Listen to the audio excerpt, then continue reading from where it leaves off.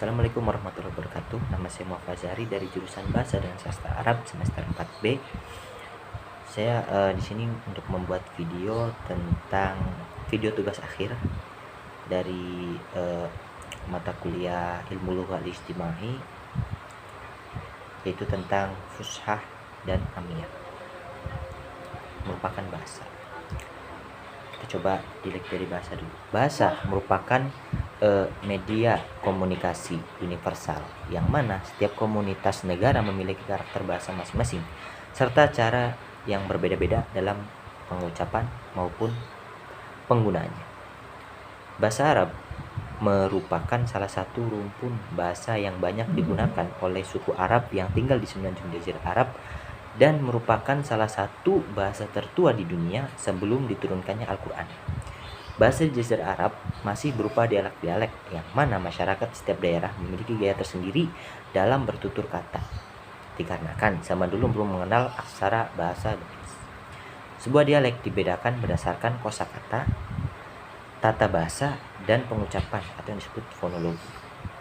Penggunaan bahasa Arab secara garis besar dapat dibedakan menjadi dua ragam, yaitu bahasa Arab fushah dan amiyah. Kedua ragam tersebut akan saya bahas pada video kali ini. Pengertian bahasa fushah dan amiyah. Bahasa Arab fushah adalah bahasa yang digunakan dalam Al-Quran, situasi-situasi resmi, penggunaan puisi, penulisan prosa, dan juga ungkapan-ungkapan pemikiran atau yang disebut kalitus ilmiah. Bahasa Arab fushah ini juga bisa digunakan dalam bahasa pengantar resmi di kampus-kampus, universitas-universitas Islam Timur Tengah. Secara umum, bahasa ini dapat diklasifikasikan dalam dua tingkatan, yaitu bahasa Arab klasik yang digunakan dalam bahasa Al-Quran dan bahasa Arab standar modern yang digunakan dalam bahasa ilmiah. Bahasa Arab fushah menggunakan kaidah-kaidah ilmu nahwu dan shorof. Selain itu, bahasa Arab fushah merupakan bahasa asal Arab yang dapat dipahami oleh seluruh bangsa Arab dan bisa digunakan di negara manapun. Sedangkan bahasa Arab amiyah adalah ragam bahasa yang digunakan untuk urusan-urusan biasa sehari-hari, bahasa-bahasa sehari-hari di negara-negara Arab yang terbentang dari Teluk Persia hingga Laut Mediterania. Terdapat aneka ragam dialek amiyah yang masing-masing memiliki perbedaan fonetik, kosakata, dan strukturnya. Dalam penjelasan tadi dapat disimpulkan bahwa dalam negara Arab terdapat ragam bahasa yang beda dalam penggunaannya. Apabila ditinjau dari segi sosiolinguistik, ini merupakan bentuk penilaian penutur tentang keberagaman isolek serta pemilihan sosial yang berkaitan dengan bahasa dan kelakuan bahasa. Dalam Adib buku bahasa Arab dan Khazanah Budaya Nusantara mengungkapkan bahwa dialek bahasa Arab terdiri dari pertama, kelompok dialek Bejaz Nijz yang mencakup dialek Hijaz, Nijd, dan Yaman. Kedua, kelompok dialek Suriah yang mencakup dialek-dialek Arab yang digunakan di Suriah, Libanon, Palestina, dan Yordania Timur. Kelompok dialek Irak yang mencakup dialek-dialek Arab yang digunakan di negeri-negeri Irak.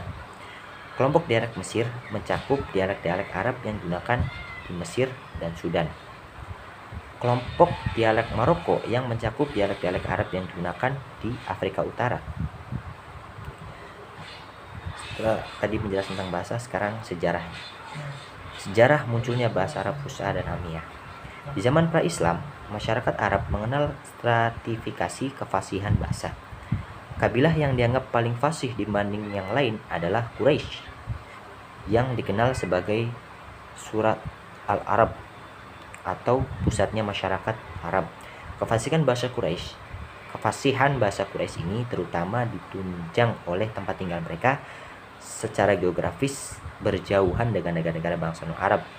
Dari segala penjuru di bawah kefasihan Quraisy adalah bahasa kabilah Safiq, Huzail, Huza'ah, Bani Kinanah, Ghatfah, Bani As'ad, dan Bani Tamim. Menyusul kemudian kabilah Robi'ah, Lahm, Juzam, Ghazam, Idiath, Qodoh, dan Arab Yaman yang bertetangga dengan Persia, Romawi, dan Habasyah. Kefasihan bahasa Arab itu terus dipelihara hingga meluasnya ekspansi Islam keluar jazirah dan masyarakat Arab mulai berinteraksi dengan masyarakat bangsa lain. Dalam proses interaksi dan berbagai transaksi sosial lainnya, itu terjadi kesaling pengaruhan antara bahasa yang digunakan. Masyarakat Ajam belajar bahasa Arab dan masyarakat Arab mulai mengenal bahasa mereka. Intensitasi interaksi tersebut lambat laun mulai berimbas pada penggunaan bahasa Arab yang mulai bercampur dengan beberapa kosakata asing, baik dengan atau tanpa proses Arabisasi, disebut takrib. Pertukaran pengetahuan antara mereka juga pengaruh pada pertambahan khazanah bahasa Arab, khususnya menyangkut hal-hal yang sebelumnya tidak diketahui masyarakat Arab ketika hidup terisolasi dari bangsa lain.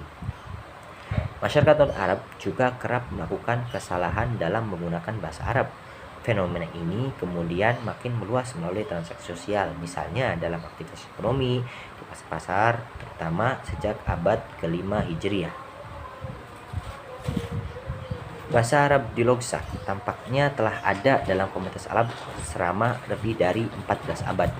Mungkin ada variasi bahasa lain yang digunakan dalam bahasa sehari-hari, karena beberapa orang tua cenderung mengirim anak-anak mereka ke gurun untuk mempelajari apa yang mereka yakini sebagai bentuk standar bahasa Arab murni, sebagaimana para ahli bahasa Arab menyebutnya.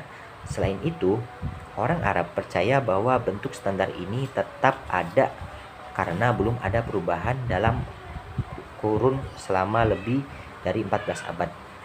Dipercaya secara luas orang-orang Arab bahwa Al-Quran terdiri dari kata-kata Allah yang sebenarnya. Meskipun ini dianggap benar dalam Al-Quran dan praktik keagamaan, penggunaan bahasa Arab kontemporer menunjukkan bahwa orang Arab menggunakan bahasa modern yang diidentifikasi sebagai literary Arabic atau modern standar Arabic sampai batas tertentu.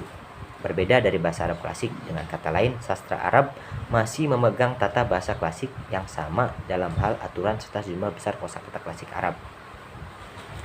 Contoh daerah yang memiliki bahasa Arab yang masih sangat dekat dengan bahasa baku sampai abad ketiga Hijriah antara lain negeri Hijaz, Basroh, dan Kufah. Selanjutnya, bahasa Amiyah mulai menyebar di beberapa tempat semisal Syam, Mesir, dan Syawat. Di beberapa tempat itu, bahasa Arab Fusha juga menerima kosakata serapan dari Persia, Romawi, Qibtiyah, dan Nadbiyah dalam bahasa yang cukup besar. Karena itu, bahasa masyarakat mulai rusak dalam ukuran yang signifikan. Masyarakat mulai mencampur adukan bahasa asli mereka dengan bahasa-bahasa serapan tanpa melakukan pemilihan. Di antara kosakata serapan yang paling banyak diambil adalah benda. Sedangkan kata-kata adjektiva sedikit saja yang diadopsi. Banyaknya pengadopsian kata benda itu karena intensitas pemakaiannya lebih tinggi dibanding dengan jenis kata yang lain. Sekian dari saya, kurang lebihnya mohon maaf. Assalamualaikum warahmatullahi wabarakatuh.